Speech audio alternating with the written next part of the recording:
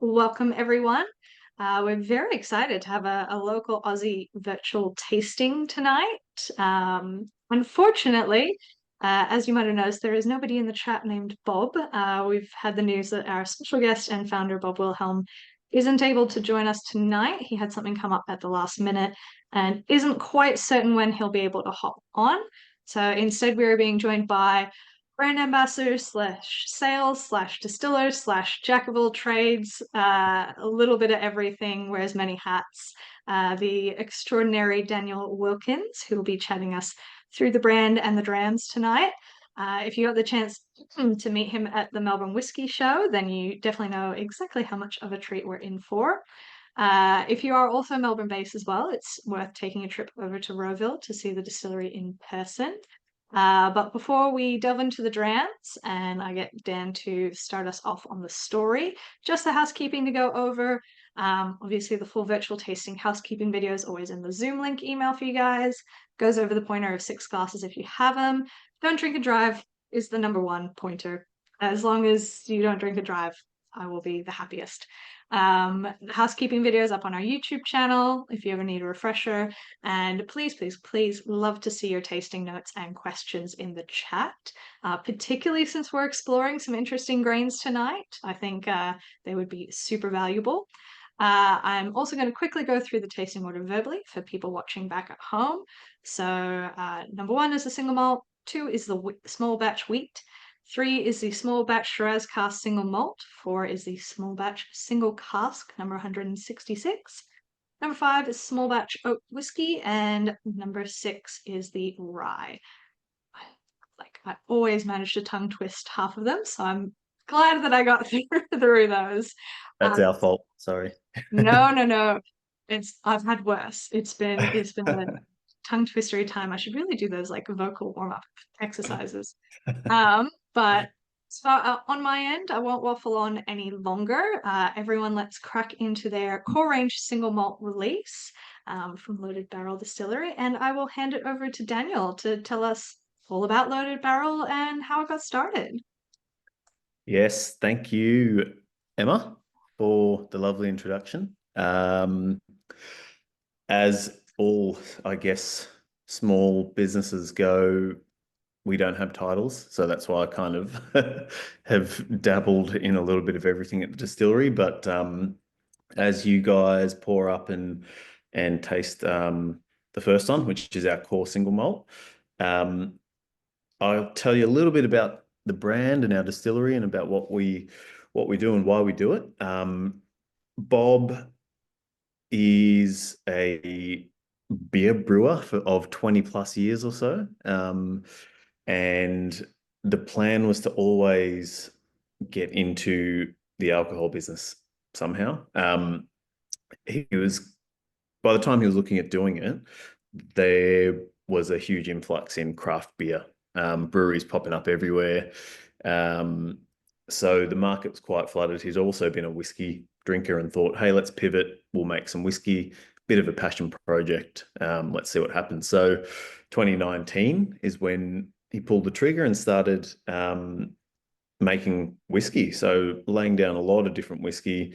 As we all know, when 2020 hit, lockdowns came, everything shut down. So Bob just started making as much whiskey as possible. I joined about a year later and started off distilling. So Bob kind of taught me everything there was to know about getting involved. And Bob is a bit of a mad scientist himself. So as you can probably see by the different mash bills and barrel types and all the different layers to the whiskey that we've got, it's a distillery that's very much based on experimentation. So we've got to this date, about 68,000 litres of whiskey sitting in barrels at the moment. So we turned from, I guess, craft distillery to not really that craft anymore. And amongst that is a whole plethora of different mash bills, different grain types, and really not knowing how certain experimentations would come out. So because we've got that much, I guess we're willing to kind of burn a few barrels along the way if it didn't work out, and really dive into that experimentation and what we can pull from different types of combinations. So by the time we were making whiskey basically for 4.5 years straight before we even released the one you're drinking now, which is our single malt. And that launched at the start of 2024. And from there, we just ended up rolling out a number of different whiskies following that, because of the back of receiving quite good feedback, number one, from the industry, but also from consumers. So that's kind of, I guess, where the story comes from. We really want to make sure that we're carrying that experimentation all the way through everything we do. So we're going to have whiskey that you like, and we're probably going to have whiskey that you don't like, and that's cool. We're not trying to, please everyone. You can't be everything to everyone. So we just want people to drink the whiskey and go, that's different. What is that? We do, having said that, the one you're drinking at the moment, which is our core whiskey, the idea behind this one was to make an approachable whiskey, still with a little bit of a twist. So we did want to have a bit of a core range that can be an everyday drinker as well. Yeah, I definitely feel like you guys were like, oh, single malt, that's an afterthought. Like, get that out eventually, we'll add one eventually. But it was, yeah, I think I remember seeing some of your early stuff, and particularly the rye whiskey, and I was just like, oh, cool. And yeah, it's obviously very much in the reverse for a lot of distilleries in Australia, because single malts are kind of what everyone considers. Exactly. Yeah. And, of course, we're going to always do a single malt, and multiple, as you can see there. We didn't want them all to be the same. For us, being in Melbourne, we wanted to kind of take advantage of that versus, I guess, there's a rich history of Tasmanian whiskey in Australia, which is pumping out some really good whiskey. Climate-wise, landscape-wise, could sort of replicate Scotland a little bit, or certain regions of Scotland anyway. We wanted to take advantage of the Melbourne climate being so, I guess, volatile, cold, hot, humid.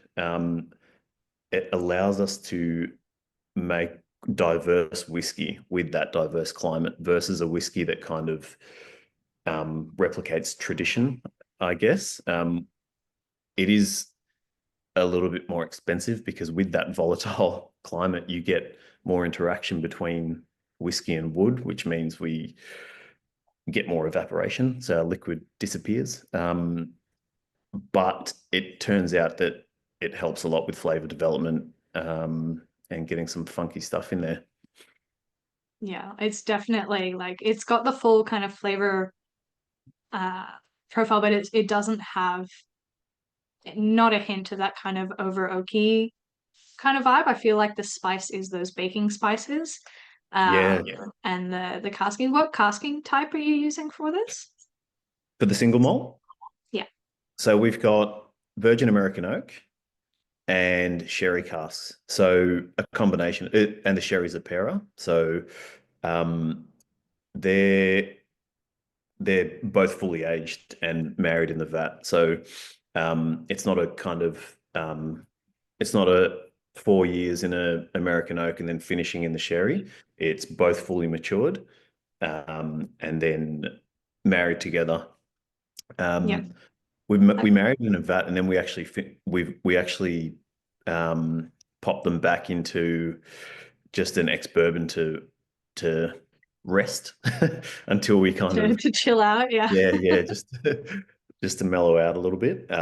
So it's I think it ended up balancing really well. With this one, we wanted to, like I said, create an approachable whiskey that was, um, I guess, easy to drink, as a lot of people say. It sits at 43% ABV, but we went with the American oak and the sherry combination to get that balance and add a little bit, a couple of layers to it, I guess. So you get um, a nice sweetness for me with this, which is um, classic of American oak, right? So we get a little bit of vanilla, a little bit of toffee, obviously subjectively speaking. For us, there's also a little bit of spice as well, but a sweet, like a cinnamon kind of spice for me. Yeah, I Um, think Patrick's saying it was biscuity, and I was pegging you can get these honey cinnamon graham crackers, yeah, yep, just yep. like this American Graham cracker that we crackers. use for like pie bases and stuff. Yeah, Yeah, it's absolutely got those vibes. I think that you kind of answered Michael's question as well. Of is the core range a batch vatting or is it like a set number of casks? So it's kind of like a batch. It's a barrel of a pear and a barrel of virgin oak mixed, resettled, or is it it's a broader amount of barrels going into it? it's a broader amount of barrels, yep. So it's multiple barrels with different levels of char. We're using with the American oak, we're using three different char levels. So in terms of actual volume in this run, it would be about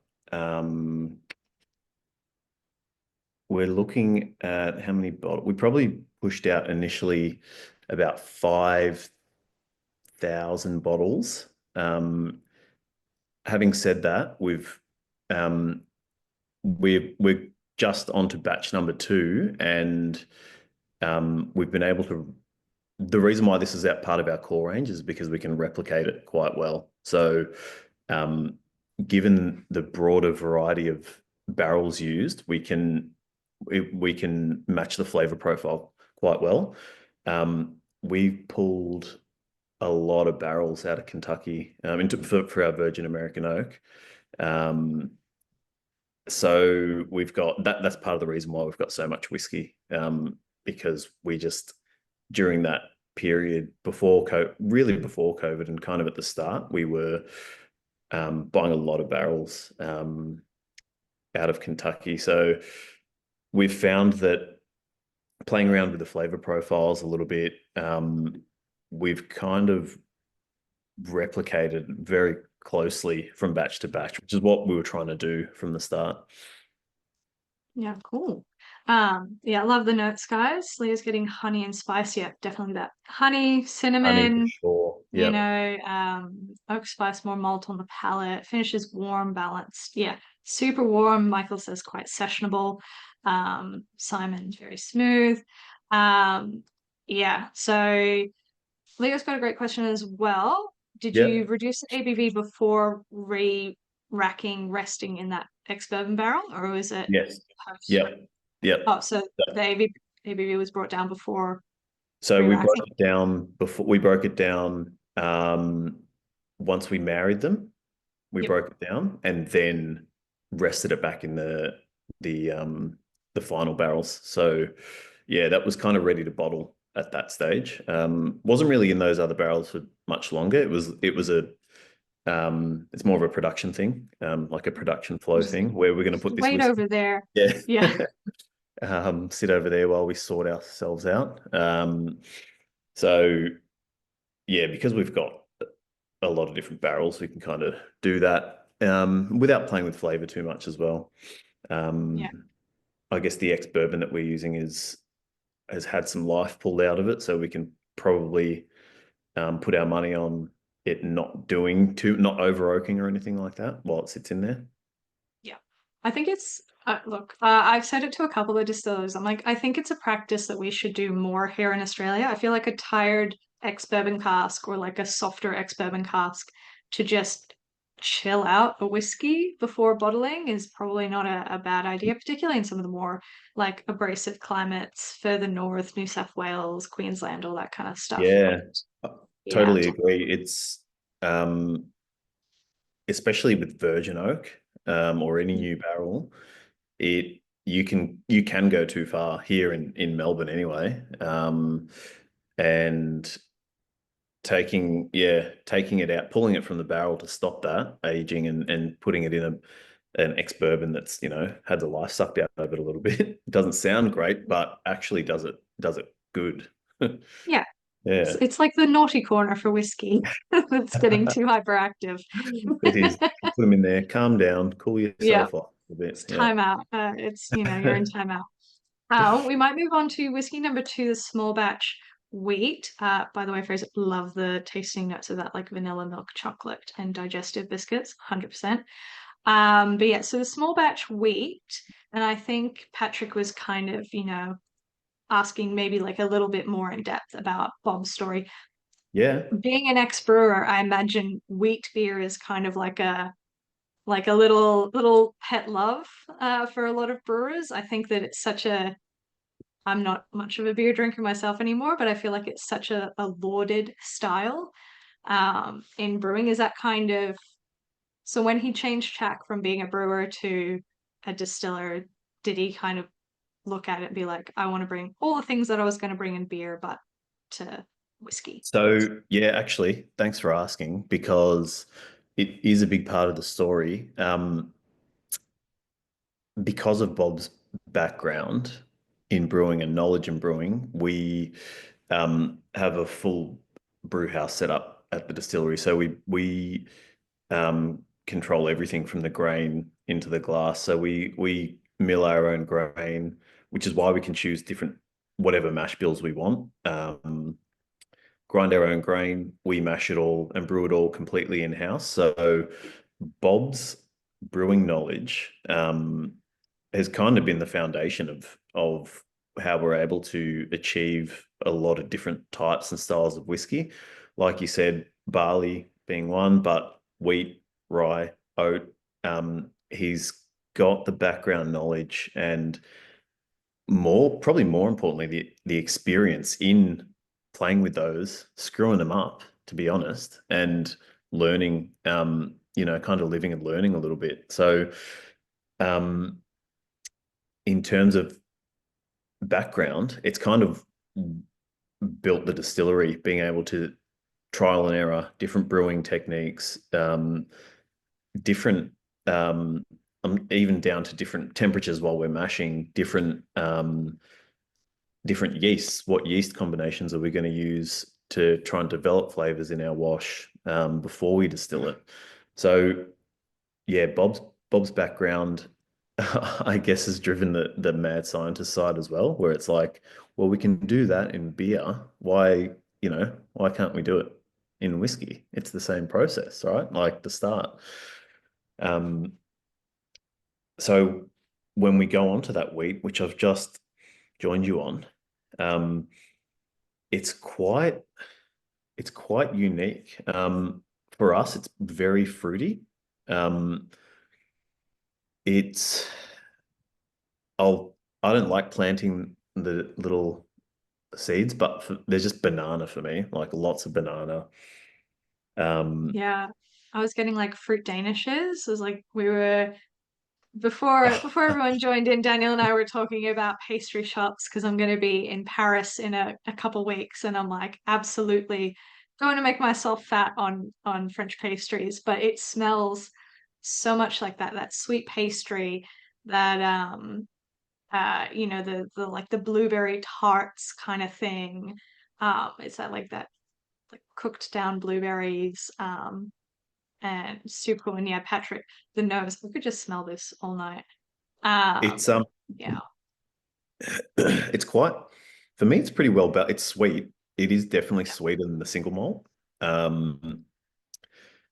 But there is some kind of little dry spiciness to it for me, which balances it a bit. Um, but being aged in Virgin America, so this is purely Virgin American oak, 4.5 years. I think the wheat has really pulled a lot of character from those barrels. Um, there's there's on there's even a bit of a viscosity to the mouth feel here, Yeah. um, I which think is Leo hit it on the nose as well with the spearmint lollies. It's definitely those little spearmint leaves coated in sugar, that yeah, sweetness, but that like little zing of mint. Yeah, it's absolutely that on the palate. Yeah. Like yeah, I get a little bit on the nose, but I get it more on the palate. But yeah, so, so good. yeah. That spearmint actually, Hmm. I can get Stealing that tasting note for the the next one. Yeah, I I got to say I hadn't actually had that come up for me in this, but that's why I like doing these tastings because you can just get a wide spread of what everyone can pull from these flavors. Yeah, I'm glad better to trademark it now, Leo. see. But yeah, it's so this is like I just want to double check. So this is a blend of single malt and wheat, or 100% wheat, or So this is a mash bill of 70% wheat and 30% malted barley. Um, we don't, so all of them are distilled and barreled together. So none of them are blended. So we don't ever do a run of single malt and a run of 100% wheat, age them separately, and then marry them and bottle them. They're always in the mash bill. So um, that's us. In these runs, we would be doing about 750 kilos of grain. So um, in a mash run. So we'll be myself and Bob's nephew Lewis. We will be literally tipping in 750 kilos of grain into the mill. So it's people people there's say it's it's a luxurious job in whiskey. It's a cushy gig. It is not not every we time. get covered in grain dust all the time. You're coughing up grain dust, but look, it's fun. But yeah, so we're tipping in 70% out of that 750 kilos. We're tipping in 70% of that is wheat, 30% of that is the malted barley. So it's going all in the mash tun at the same time. Hot water's getting dumped in at the same time as well. Um, and we do that with all of our whiskies. Cool.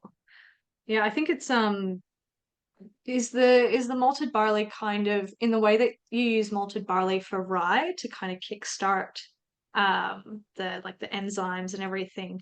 Is that kind of the thinking behind the malted barley and the wheat as well, or does wheat convert really well? Wheat doesn't convert though, or converts better than rye, but not as good as barley. So barley has the most enzymes in there that Yeah. we can use to convert. Um, so we'll always have malt in there. It does it does add that biscuity or that I guess classic malty layer into it.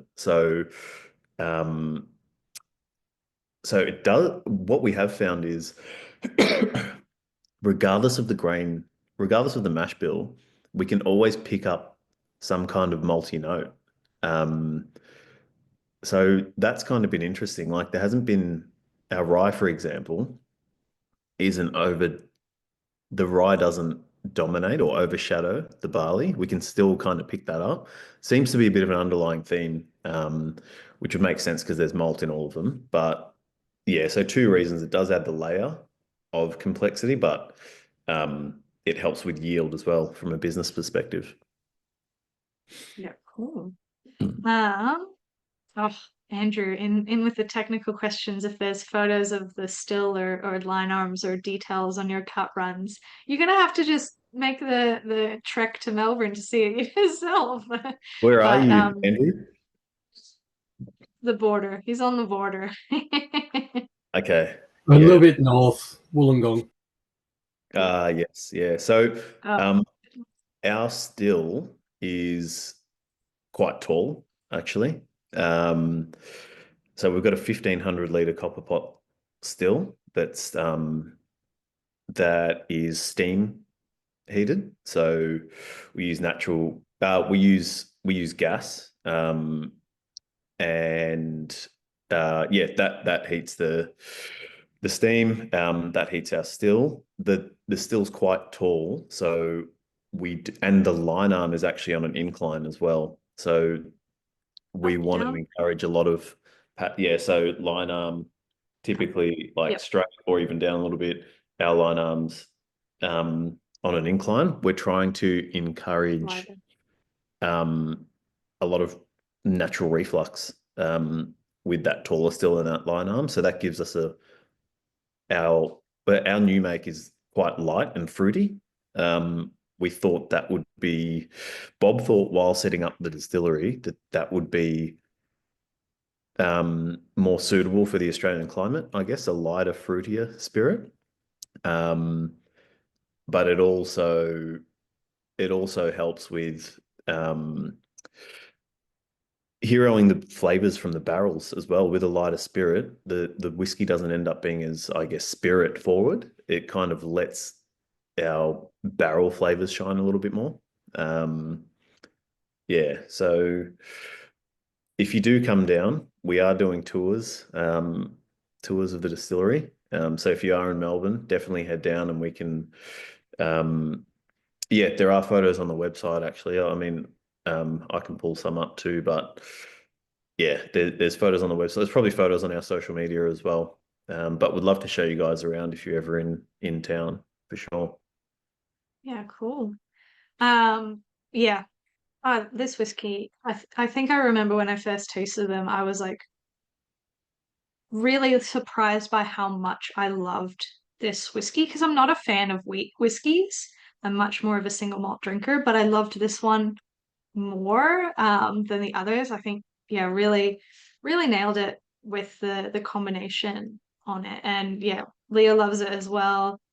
I'm assuming, considering all the delicious and amazing tasting notes and aromas that Fraser's getting, uh, probably a favorite for him as well. I see nodding. Yeah, the great fresh cut grass, cherry, strawberry shortcake biscuits is a great call. It's definitely got that creamy quality to it. But That is a yeah, good call. super cool. Yeah, Howard says as well, for a beer man, Bob's put a lot of thought into making whiskey. Yeah. I feel like you do sometimes get people coming across from wine or beer and stuff like that. And they're like, yeah. Like mostly everything's just the same. But we'll start on whiskey number 3, the small batch Shiraz cask. But I feel like with that, the still shape, and I might try and find a photo to pull it up. I feel like with that still shape and design, you've kind of hit both ends of the spectrum in terms of the classical pot still for single malt, but then that taller, high neck, almost column vibe for rye and wheat and American style.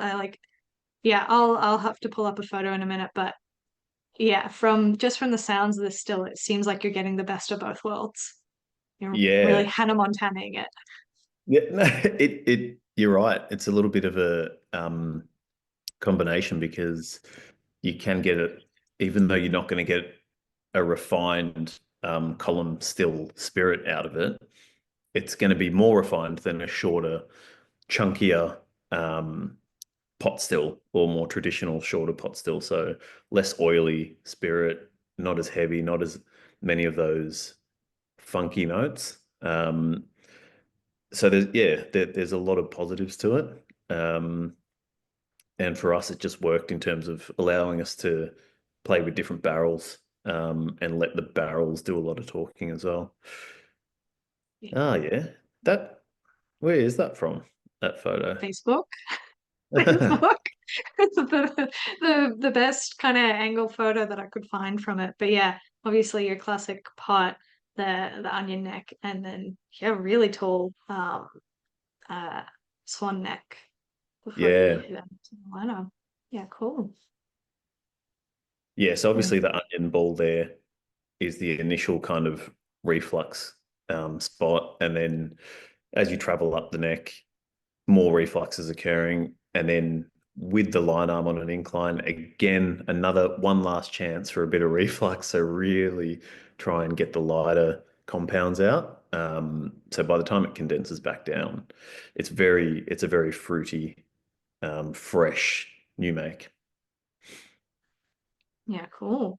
So tell us about this the small batch Shiraz cask. You've done a couple of these kind of small batch single malts. I think we had an Oloroso at the show, which I'm a little sad that isn't on the lineup, but Oh, I I don't know. make Look, those rules. honestly, we released that a week before, not even like 5 days before the show. So if you're at the show, you tasted it first, really. It's available online now, and in stores, depending on where you are. But um, this one that we're tasting now is 100% single malt. So it's not a funky mash bill, but the barrel that we used is an ex-Shiraz barrel by a boutique wine producer in Victoria, called Fig Tree Studio. They sell quite a premium Shiraz, mainly into America, actually into New York. That sells at like $80 a bottle or something like that, US. So yeah, it's I haven't tasted the wine. But these barrels, the reason why we used them, again, this is Bob just kind of going a bit rogue. It's a cigar barrel, meaning that in the wine industry, they use different types of barrels, and a cigar barrel is not your traditional barrel shape. It's narrower. Yeah. So it's more narrow and elongated, hence the cigar name, creating more surface area. So more surface area, more contact with the wood. We kind of just taste this one um, by accident, actually. Bob kind of forgot the barrel was there, and when we were going through, it's like, oh yeah, do you want to? Let's see what this one tastes like. It's from these guys called Fig Tree Studios. Apparently, they sell good wine. And when we tasted it, we're like, wow, that's actually that for me. This is kind of right up my alley. I said, you know, you'll like some of our whiskey, you might not like some of ours. This is for me one of the ones that I really enjoy. This one's bottled at 47%, I believe. And it really starts to get interesting here for us, because when you go into the Shiraz world, you start getting a little bit of fruit, the classic, I guess, dark fruits as we'd call it, but there's a bit more to it on this one. It's a little bit musky or leathery, and there's a bit of spice in there as well. So it kind of wasn't your classic red wine barrel for us. It did a lot more than that. And this is what our small batch series is all about. It's about finding the one-offs, finding something a little bit different, and pulling it, chucking it in a bottle, and let people taste. I think you did. You dropped some samples off to me. Uh uh and you were like, you really like the Shiraz cask. And as most of the people in the group here know, I've been in the Australian whiskey industry for a long time, and people are like, "Oh, you've got this incredible full maturation wine cask," and I'm like, "Oh no, hesitation." But I think I messaged you afterwards. I was like, "You were right." Like, Yeah. I agree with you, Patrick. It is a little bit thin on the mouthfeel. It doesn't have the kind of viscosity that the previous two had, but it's got this lovely like grape jelly, like that rich jelly fruity quality to it, that it doesn't feel like excessive either. Um, it doesn't like feel overwhelmingly, and I don't like Shiraz either. It doesn't feel overwhelmingly of those wine tannins. You're really just getting those bright fruity flavors out of it. Um, yeah, Howard's the same. Never been a fan of Shiraz cask for whiskey, but this works. Um, Brewers are distillers that just quit. I love that. Um, But sorry, that was too good to not call out. That's Um, good. I but like yeah, that. it just, and particularly what I like, massive props to the fact that you're using a barrel that clearly comes from a very prestigious winery. I don't know anything about wine, and like it's been handled so well, and also it's not a crazy price, which I also appreciate. There's been a few few Yeah. brands I out mean, there, maybe one from South Australia that I won't name, but um, yeah, I think that. I mean, how good is your relationship with that winery? Because you might need to get your hands on a couple more casks. it's Bob's got a relationship with him. I actually haven't met him or spoken to him before. So I think there's a couple more barrels. Um, so we'll have to check them out. And I actually haven't found out if we're getting any more barrels from them. They are boutique, so they don't have, a huge abundance of casks. So it's probably something we should definitely look into actually, because um, for us, it's well, for me in particular, it's one that's definitely up my alley, I should say. And the feedback has been quite good, just because I think more so because of the interesting profile it has. It's kind of not your typical when you think red wine or Shiraz cask. It kind of Yeah, veers from that a little bit. Yeah. 100%. I imagine obviously since it's been decanted, you've still got this barrel. I almost want to see how your single malt wheat would go in it. I feel like the single malt wheat, like a longer maturation in this barrel would be really cool. You'd probably like the creaminess from the wheat and then the fruitiness Yeah. from this wood, but it will be softened, so maybe you let it go a little bit longer. That would be fun. I Problem is, I'm not the person with the checkbook.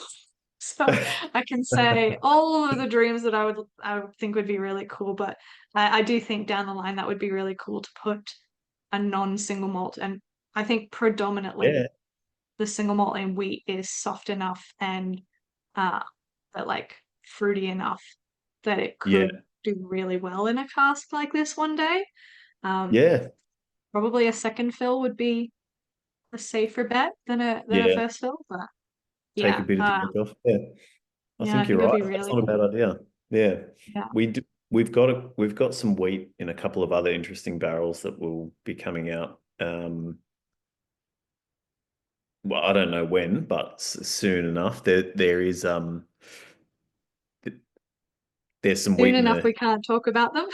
I'll talk about it. There's wheat in a Chardonnay cask, which has come up quite nice. I didn't know what to expect. It's still not quite there yet, but it will be soon. It'll be ready soon. So yeah, that experimentation. If you name a type of grain and a type of barrel, it's probably sitting somewhere in the in the warehouse. Yeah, cool. Oh, exciting. I love it. No, Fra- I mean, Fraser corn. I'm there's two things that I'm in. I try and get over the line with Bob. One of them's peated whiskey because I'm a peat guy. And that's not on the cards anytime soon, just because of our style of whiskey. Once we put a peated malt in the still, um, Yeah, cleaning it's and everything. yeah, it's a bit of chaos. And the other one is um, a corn whiskey. We're not we have to do something. We're not equipped for a corn whiskey. We need when you mash and distill a corn whiskey, it's in grain, so we need to pump through the grain as well. And our hose fittings and hoses, they need to be a wider diameter for that. So we're not fit out for a corn whiskey today. It's a whole different thing, but you know, it might not be off the cards. I'll put it Yeah. out there. I'll tell Bob this is what the people want. Let's give it to See a them. thumbs up from Fraser. Yeah, Yeah. absolutely. Um, Also, by the way, hitting it out of the park with some wonderful tasting notes like leather, tobacco, very ripe mixed berries, dry finish, but it lasts a while. Yeah, I can still like it's dry in the way that it makes you thirsty enough to take a second sip kind of vibe. And I love whiskeys that do that. It's sort of like, you know, it's not something that I have to think about because it makes me thirsty. I'm like, oh yeah, I just go back for another sip and back for another sip and it's gone. Yay. Yeah, that, But that leathery tobacco type is where yeah, it lands for me as well. That's for sure. yeah. 100%. Yeah, Leo. Amazing how the fruit notes been drawn from the Shiraz, but not the tannins. Andrew says it Mm. goes really well with dark orange and intense chocolate. So I feel like Andrew's got some of those Terry's chocolate oranges that he's holding out on us. Just a packet of them. But oh, yeah, you do have some orange chocolate. Okay, maybe it's not Terry's, but it's fancy enough. But no, super, super cool. We might move on to Yep. whiskey number 4 in that case. So when I was looking at this whiskey, I have been so hectic planning for my trip leaving on Monday. So this is my last virtual tasting with you guys for a little while. That I didn't have time to look into any of these, which is kind of more exciting. I'm going into all of them blind. So yeah, tell me what makes a single cask different, unique, interesting, fun. Tell us about single cask. Yeah, so another single malt, 100% single malt, it's from our small batch series. So if anyone hasn't seen, by the way, our small batch labels kind of look like this, a little bit more generic, so we can stamp on whatever's in there and kind of handwrite what's gone into it. So barrel numbers, batch numbers. So this one you're drinking now is another one of our small batch. That's the wheat here, but you're drinking a single malt, barrel number 166. Now we call it that, but it's been through 3 different barrels. It's been through ex-bourbon, ex-Shiraz, and Serbian oak. Bob is Hungarian, so bordering with Serbia. So he would probably prefer to call it Hungarian oak, but the reality is the Carpathian mountain ranges divide Serbia and Hungary. We have a lot of Serbian oak. It's on the Serbian side of the border, so we have to call it Serbian oak. So 3 different barrels, and in terms of the actual mash bill, it is 100% single malt, but it's 4 different malts. So we've got a pale malt, a Munich malt, a roasted malt, and a Manuka smoked malt from New Zealand. So 4 different malts, 3 different barrels. It's a bit of a journey, this one. Has been very popular, especially in our tasting. So I think it's just because of the variety of malts and barrels, the combination. There's just so much going on that it has got a few different layers to it. It's a little bit harder to kind of pick apart for me. I'd love to hear what people think about this in terms of tasting. It's very wood driven for me. Um, uh, there is a Yeah, hint of smoke. the first thing that came to my brain as soon as I stuck my nose in that is rainbow paddle pops. It's got this like real rainbow paddle pops, vanilla, like bubble Yeah, gum, like that bubble gum flavor as well. That obviously, yeah, bubblegum. Wow. but Yeah. mostly paddle pops, mostly Yeah, rainbow yeah. paddle pops. In a good Interesting. way. Yeah. It yeah, there is yeah, so spice. I was just about to say Spicy spice. meatball. So for me, it is spicy. Um, Pepper, a bit of nutmeg in there for me. It's it's woody, it's spicy, and there's kind of there's a little bit of smoke in there for me. Um, I didn't think that that would come through from that malt, but it has. So that's been kind of interesting. That's why there's so much going on here. It's almost too much. Like that, I can't really put my finger on it. Um, But Yeah, it's got that kind of white pepper kind yeah, of spice quality on the palate. It's not like that. Yeah. It's almost kind of an astringent dryness, maybe. yeah, yep. I'm I'm like, yeah, I'm super waiting for your notes as well. Yeah, first words I typed was hint of smoke for the aroma. Leo, something spicy that seems akin to peat, but not quite. Yeah, it's sort of like, Pepper spice in the finish. Yep, yep. yeah, it's almost that kind of smell after campfire has gone out and you've been sitting by it and you smell your clothes and it's sort of like, oh, it's not smoky in the way that smoke is good. It's smoky in this kind of like bright, peppery, interesting thing, but it's not bad. I don't know. So yeah, gosh, it's really hard to put your finger on. Mm. Sorry, had a coughing No, fit it's there. all good. I was noticing, you know, you're supposed to drink it, not breathe it. I know. I Straight wish to the we nasal could. passage. Yeah. Mm. Yeah, Howard says it's so sweet. Yeah, Leo, let's just settle on intriguing. Yeah, it intrigues me. It's yeah, for sure. Patrick, not the phenolic of peat, but hint of smoke, like the shift of fireworks. Yeah, yeah, like kind of smelling fireworks from afar. Hmm. Bit of gunpowder. Is that what that is? Yeah. What is it? Thermite? I think they use Um, thermite for a lot of fireworks stuff, which is a trauma memory for me. Don't ask about European firework festivals. OH&S is not a thing over there. oh no, that doesn't sound good. Yeah. Thermite. Oh, thermite. Um, Well, yeah, all right. I flunked out of Speaking engineering. of gunpowder, loaded barrel, the name refers to obviously the barrel that whiskey is aged in, but Bob is an ex competition pistol shooter. Um, so he he was in competitions representing Australia all around the world in combat pistol shooting.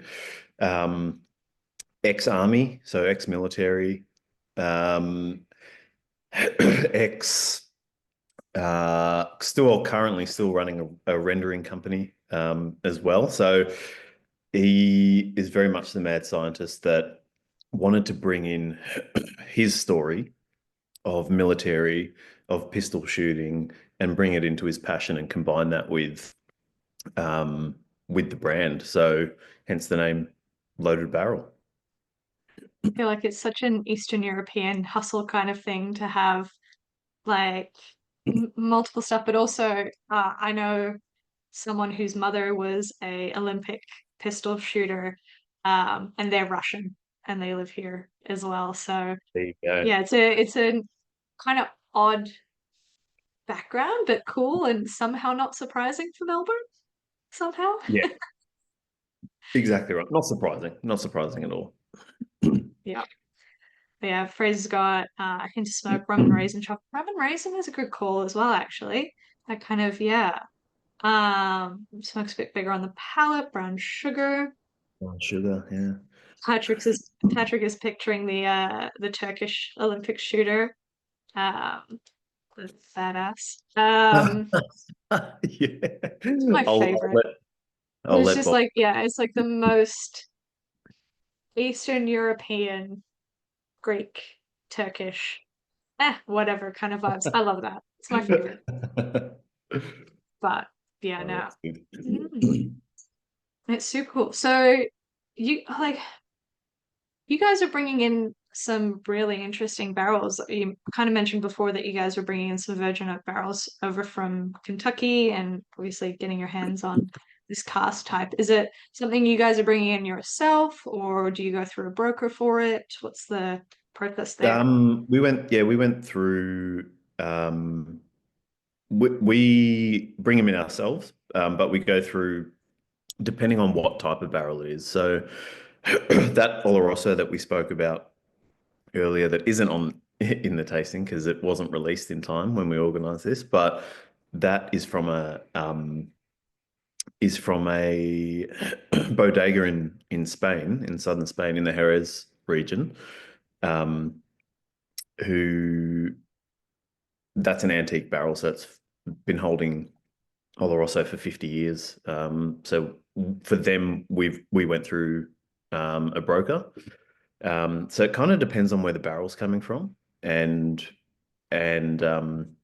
how available they are, because buying power is a thing as well. People um, buy containers of them sometimes at a good price, and we'll be able to sell them on. So yeah, it really depends on where the barrel's coming from. Cool. All right. Just in the chat, we're organizing an impromptu perhaps visit for some of the Melbourne crew to Loaded Barrel. Yes. 100%. Yeah. Definitely need to see. And by September, I imagine some of that more exciting. Maybe that the wheat Chardonnay will be in the process available. Possibly. Yeah. Hopefully. They'll no doubt something out. Amazing. Well, let's move on to a much more interesting and intriguing, just like a quick show of hands in the, like for those who have their videos on. Has anyone tried oat whiskey before? Oh my gosh, all right, Ooh. fine. That's impressive. Oh no, Howard's not a fan. Can we have Okay. a follow-up question? How many of those have been our oat whiskey? Okay, all right. Two out of them. Yeah. Oh yeah, Koval did that oat Chicago. whiskey. Yeah. But obviously And Belgrove Belgrove. being the Yeah, only other cool. one. I don't know if Peter still does any oat whiskey, so and certainly it's kind of like a every now and then. So yeah. I'm not reading Okay. that out loud. Um, But oh I yeah, the will Bergen. say at the whiskey show in Melbourne just last week, 3 weeks ago, maybe. A set of time previous to this. Instead of time previously, the oat whiskey was surprisingly received really well.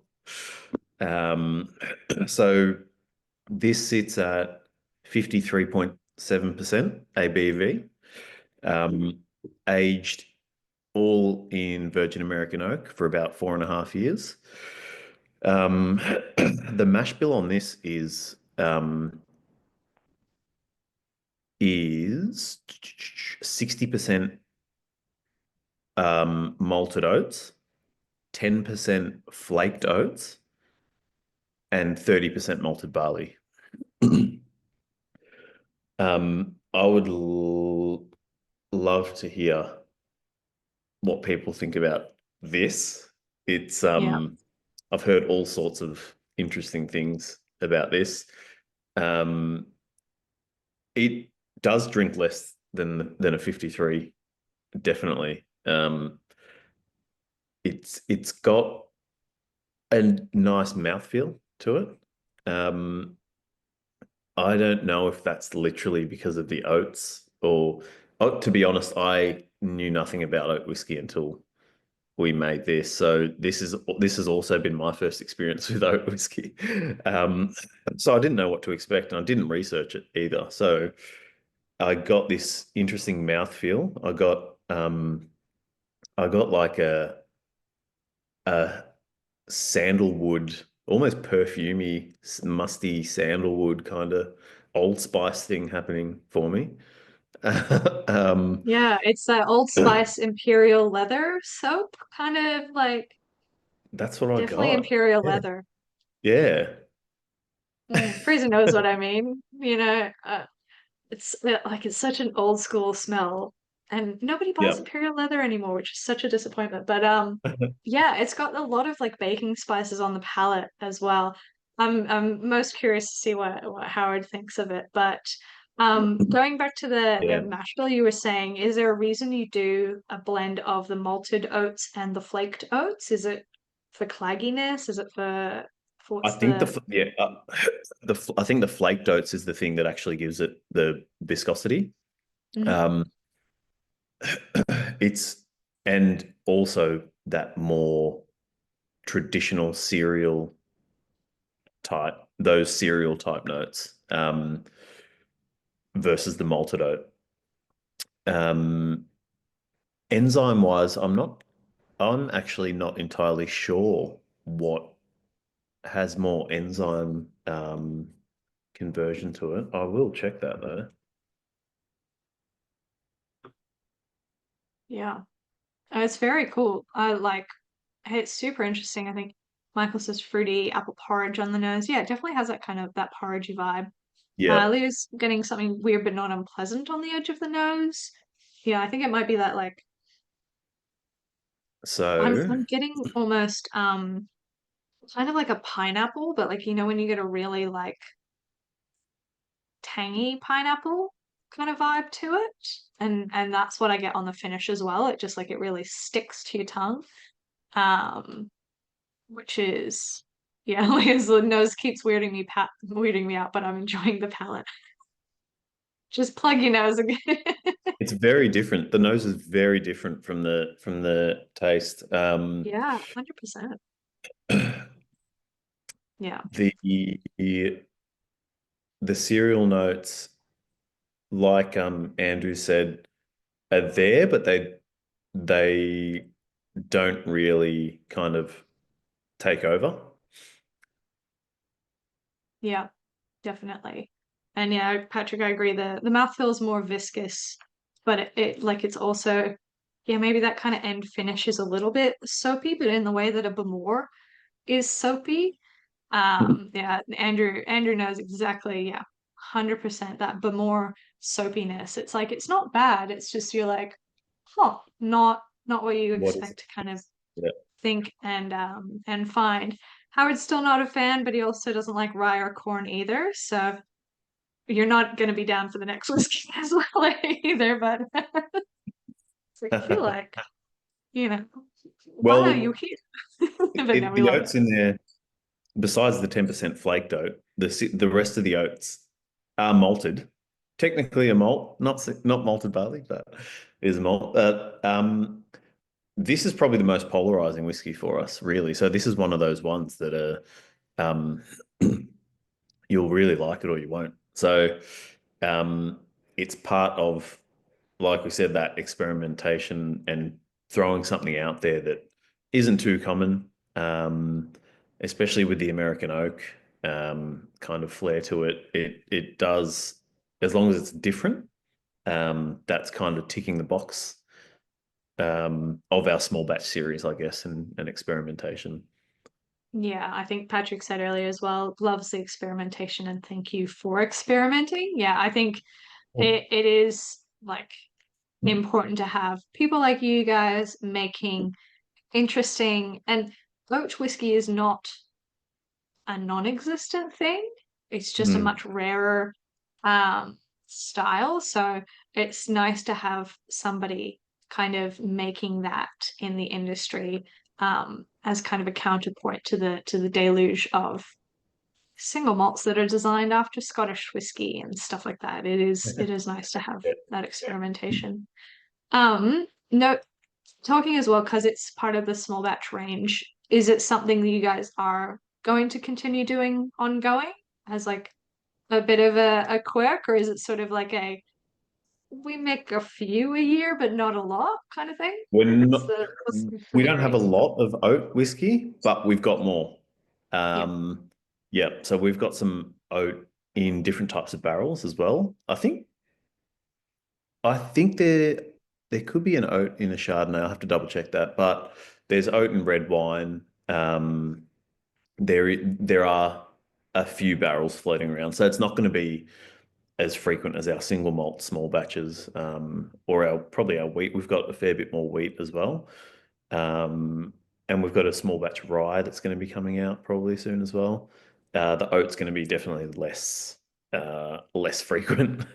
So if you do like it, grab a bottle or two, because I don't know when the next one will be coming out. Yeah, fair enough. It is good to hear that it will still be there, but obviously in commercially sensible quantities, I suppose. Yes, yeah, knowing that it may not fly off the shelf. Yeah, Yeah, that's fair.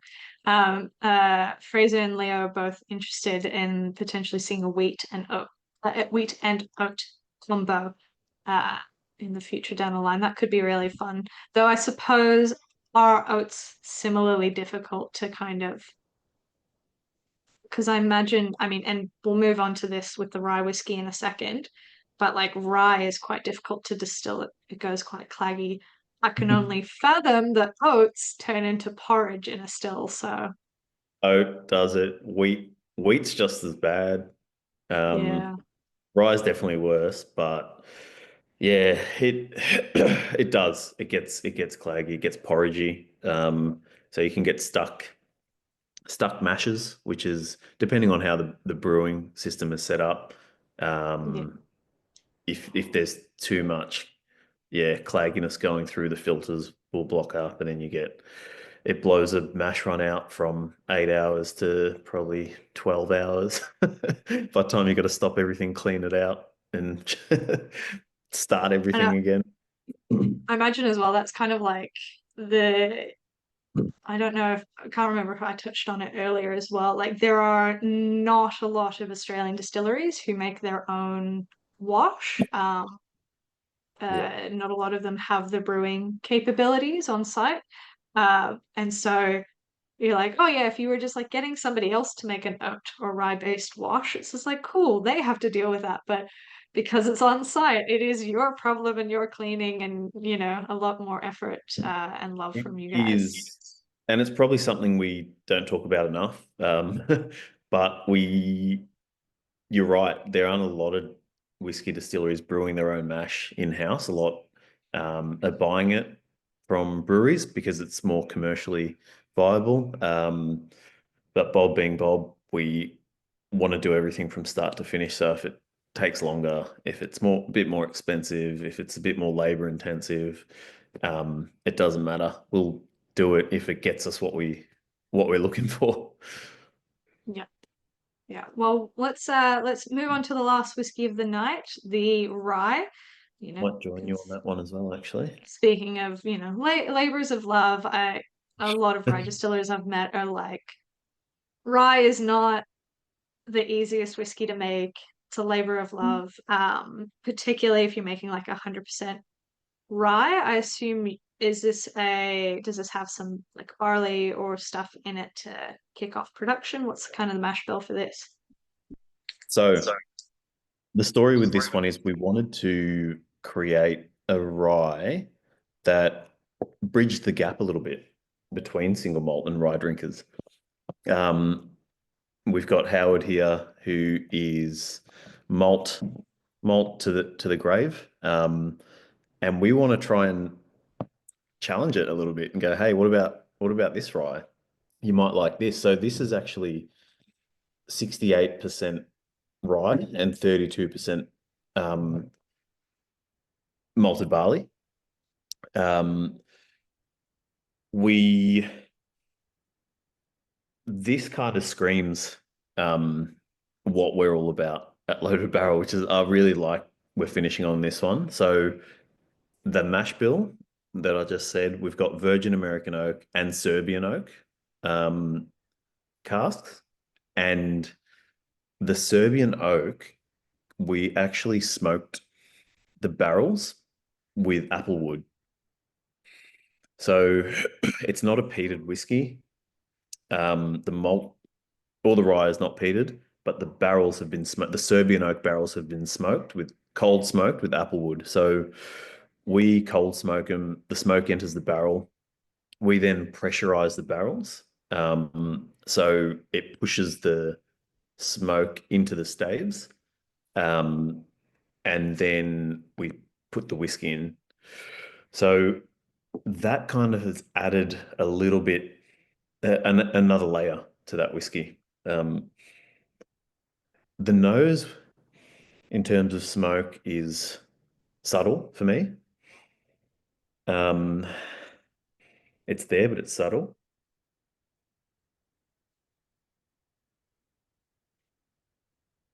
And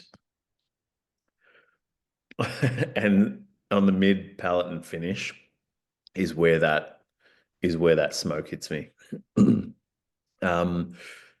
The thing I like about this, it's a sweeter smoke. It's like a barbecue smoke. And it's a nice combination of a bit of spice from the rye with a little bit of sweet smoke in it. It's kind of sweet and spicy for me. And that little smoky kick really has pulled that that barbecue feel for me. Yeah, it's definitely like, I don't know if it's kind of the tonality of the Serbian uh wood as well, but again, that white pepper is Mm. really coming forward. But you're right. As soon as you said that, like that sweet and smoky, all I could think of is it hits that same kind of di flavor dichotomy in my brain as like sweet and sour pork. Like Yeah, it's that balance. like, yeah, but almost on the nose, it like you feel like you're about to hit a very traditional dill pickle flavor profile style rye. And then once it hits the palate, it's sort of like, oh, hello. Like random interesting things are going on, that sweetness, that smokiness. Um, yeah, super interesting. Patrick says fascinating, absolutely Yeah, present yet subtle smoke, like sweet smoke. Uh, this Leo reckons is the first rye whiskey he could get behind. Amazing. I did see Howard making faces though, so we might not have converted him, but no that's comment. All okay. right, that's all right. That's the beauty of whiskey. I mean, like, don't get me wrong as well. For me, the first three were like every day, put it in my face, absolutely, 100%. And the last three are more like interesting and intriguing, and again, going back to that experimental nature. Um, that is so distinct to the distillery. Um, like they're all great whiskies, but yeah, I'd probably, as a similarly single malt minded person, I definitely the first three were my favorites. Yeah. And Howard, what you've said there, happy to try something, don't have to like it. That's exactly Exactly. why we have 6 or 7 different whiskies out at the same time. It's because we can take people through a tasting. You can pick your style. You can maybe taste something that you don't normally taste, but you don't like rye, but you go, oh, that's been smoked with applewood. What the hell is that? And you have a taste of it. So I think given the given the industry and the climate we're in, commercially as well, um, and I guess where we want to sit amongst that, we want people. We need a reason for people to try us. Um, there's going to be more and more whiskey distilleries or distilleries, say traditionally making gin or rum, that are churning out whiskies as well. And it's slowly going to head in the direction of being a pretty crowded whiskey industry in Australia locally. So we need to be known as something. It can't be the people that make traditional Scotch style malted barley because there's a lot of them.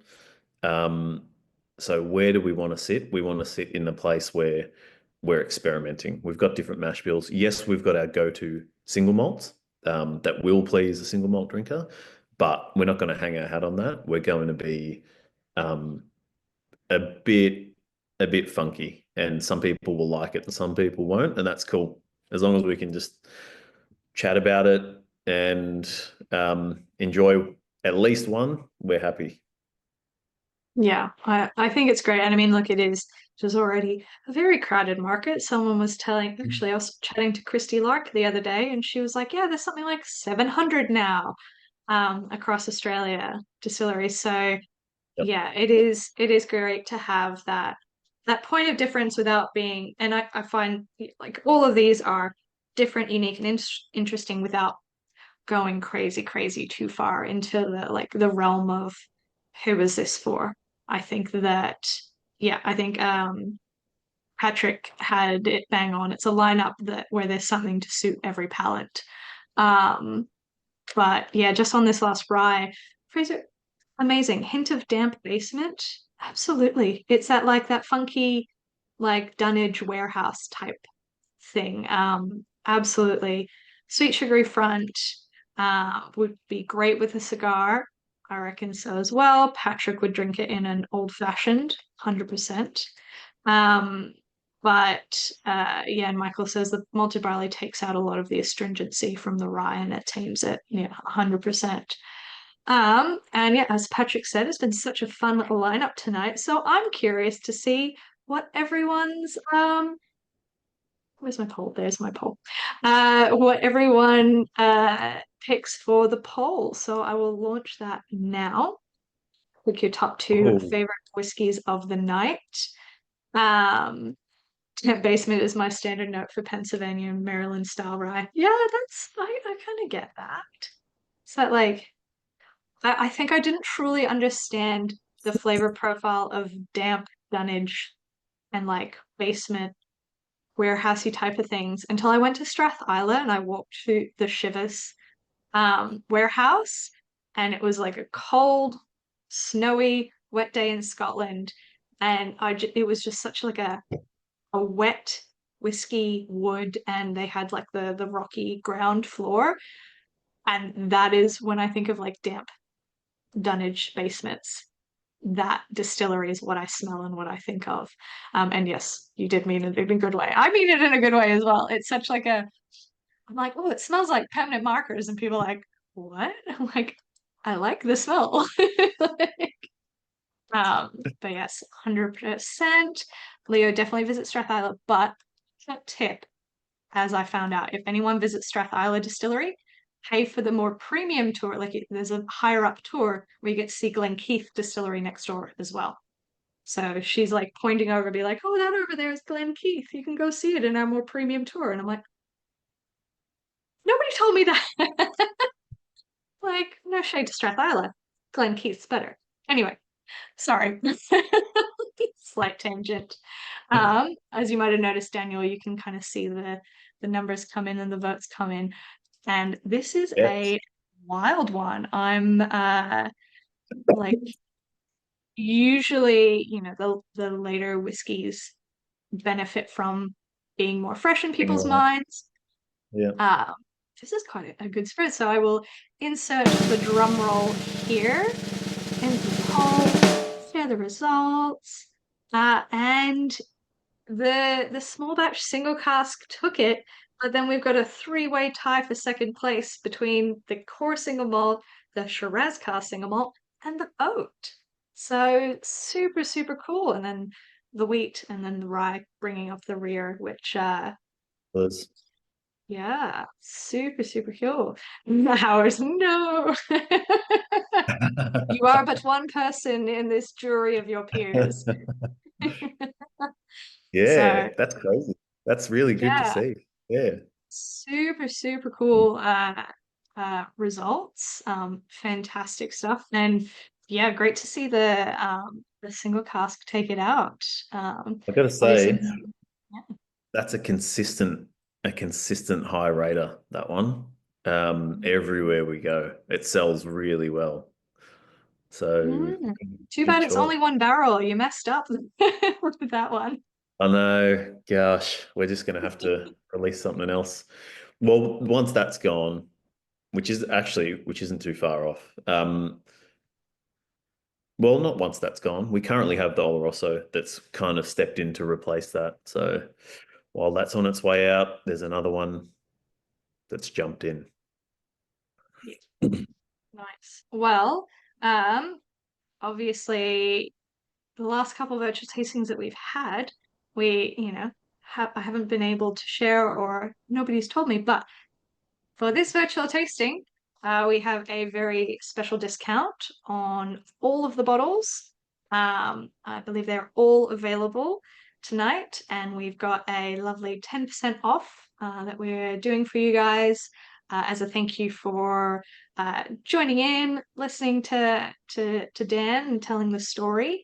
So that link is shared in the chat. That will take you to all of the bottles that we have available for sale. But beyond that, I think that's it. There is no more whiskey to drink. Thank you so much, Daniel, for joining us and for stepping in as substitute distiller. You've been absolutely phenomenal to have tonight. Yes, big snaps. And thank you to everyone who joined us. To the guys in Canberra, I'm sad I won't see you this weekend, but just know I will be on a plane to Scotland and will not be sad about it at all. But I love you guys very much, and I hope that I see some of you guys again for another upcoming virtual tasting when I get back. And yeah, take care. See you later. Thank you guys. Appreciate it.